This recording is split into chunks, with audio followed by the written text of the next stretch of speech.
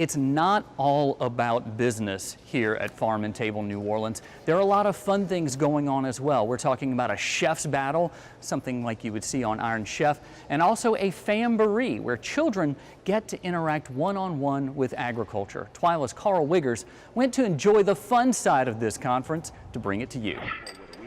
Last-minute preparations are happening before the doors open to the 2018 Chef's Taste Challenge. 8 teams are plating dishes they'll present to hundreds of judges in just a few minutes. A few official ones and many more here to taste the best of New Orleans and the Gulf Coast. Teams fall into 2 categories, New Orleans chefs and Gulf Coast chefs. The latter featuring chefs from across the Gulf Coast in Florida, Alabama, and even a pair from Baton Rouge. Chef Chris Motto and Nathan Gresham teamed up to deliver some Baton Rouge flavor to this Farm to Table event.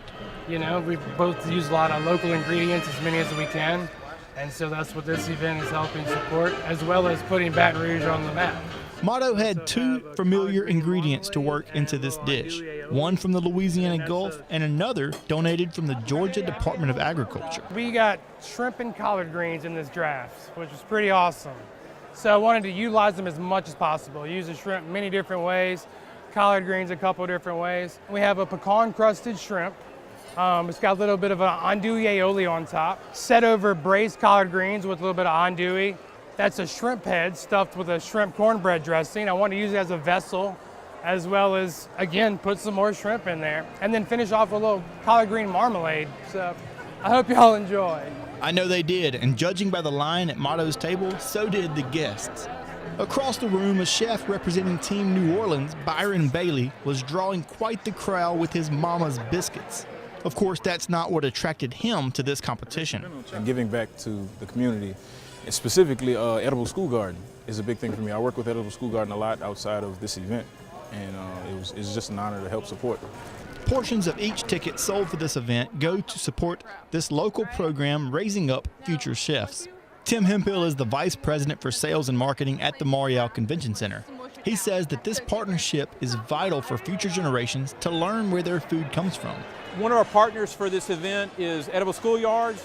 You know, it's very important we want to make the connection between where ingredients are grown and how they're incorporated into the school system, because there's so many things that schools can relate to growing stuff, whether it be math or science or whatever. And so Edible Schoolyard really represents that in a great way. And so they're one of our partners here. We will never be able to sustain ourselves if you don't know where your food comes from. You know, you can't ride down the street and go to your local farmer to get it. You have to go find a store. I don't think we'll last too long as humans. This event also partners with other states that provide fresh ingredients. Texas provided the green and yellow squash. Georgia sent collard greens. New Mexico has been a partner since the first event in 2015. Dennis Hogan is the food and beverage specialist for the Department of Agriculture there. He loves to see his state's hatched chili peppers getting some love from New Orleans chef Byron Bailey. If you think about it, it works so well with many, many foods. It's not all about enchiladas anymore. It's about like what they're doing here with the whole hog and other food ingredients. The official winner of this year's event was Chef Justin Ross from Team New Orleans with his chili tuna dish. But at the end of the day, these guests were the real winners.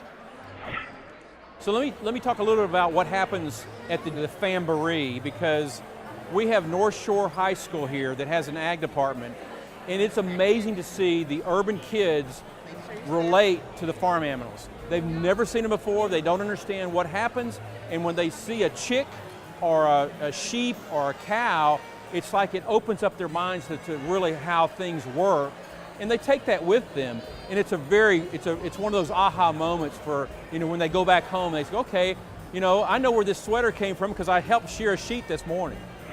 You know, Avery, one of the really cool things about coming here and getting to be a part of the Chef's Challenge, the Chef's Table Challenge, was they're all the great chefs, and they're from New Orleans, the Gulf, and there's kind of a little competitiveness going on there, and the food that came out of that competition was great. I bet the drinks were really good too, but let's get to the real reason why you wanted to do this story, Karl. It wasn't to go and see the kids petting the goats.